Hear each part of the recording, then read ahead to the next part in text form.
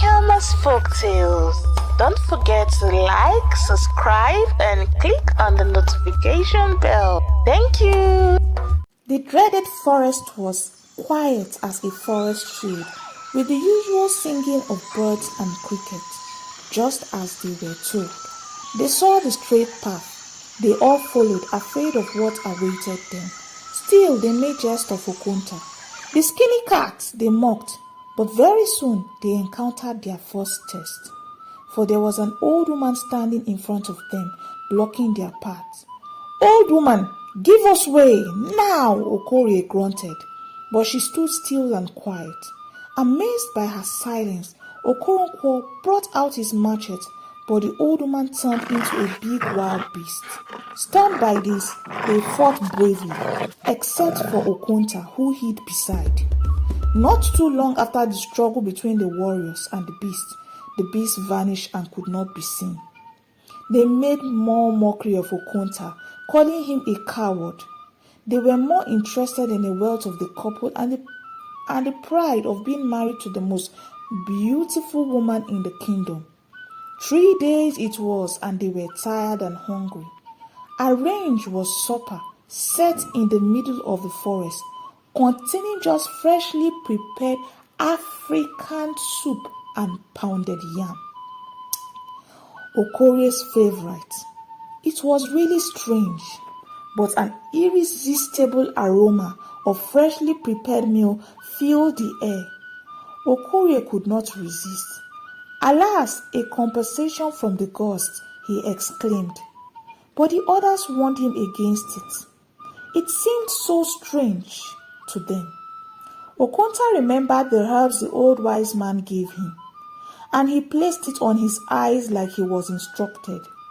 Behold, the irresistible-looking meal was a rotten meal filled with maggots. Okonta tried to warn Okorie that the reality he saw was not true. "Shut up, you skinny coward," Okorie yelled, as he took in a large lump of the sumptuous-looking meal, and he vanished into the thin air mysteriously, never seen again. Sadly, the remaining three continued the journey, but just few hours ahead, a river stood, blocking their path, but with no means to cross. "Jump in! I will help you cross," a beautiful-looking mermaid said.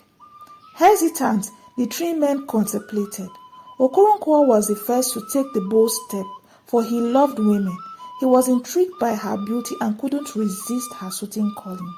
"No, Okoronkwo, this is a test on your weakness," for Okonta had placed the herbs on his eyes yet again and seen that the mermaid had a monster-like appearance. All he said to try stopping him proved abortive, for a stronger force fed on his weakness. Immediately Okoronkwo hopped into the river. He followed the mermaid and was lost. 2 men left to continue the journey, and it was a long walk, for Okorafor and Okonta obeyed all rules as they were told. The forest seemed to become peaceful again. Just as they were told, the spring had a glittering appearance of silver. With joy, they made haste to fetch some of it. But just then, a surprising thing happened, for a voice spoke from the water. "You will fetch from me if you pass 3 riddles. Wham, wham, wham. Tell me the meat put in mouth, but not eaten." Okonta replied, "The tongue." "Wham, wham, wham. Tell me what went up empty, but comes down with water." "A coconut," Okonta replied yet again. "Wham, wham, wham. Tell me 4 fools who took up a journey of no return." Confused about the question, Okonta paused. If sacrifice is foolishness, then surely the Creator had made a mistake creating mankind, for we will all be tagged foolish for love. The voice never responded again, and they left after fetching the water. "You are not as coward as I thought," Okorafor told Okonta. But on their way back, Okorafor wanted the water for himself alone and decided to kill Okonta, for selfishness had set into his heart. Since Okonta had the water, "Give it to me! Give me the water," Okorafor ordered. People like you were never meant to be warriors or heroes. But Okonta ignored him. Soon, Okorafor charged at him like an angry lion and hit him hard. Okonta lay there unconscious. But as Okorafor tried to take the water from Okonta, a voice from the water spoke. "You cannot take me, for you have not earned me. Neither have you earned my respect."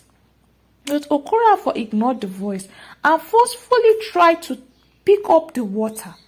Just as he was about to pick up the calabash of water, he vanished and was lost. Few hours later, Okonta regained consciousness and surprisingly continued his journey back home. Okonta arrived a hero to the villagers' surprise. Anya became free from the curse after taking the water, and they both had a happy family.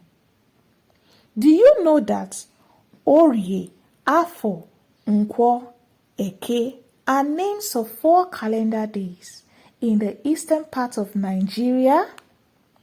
Thank you.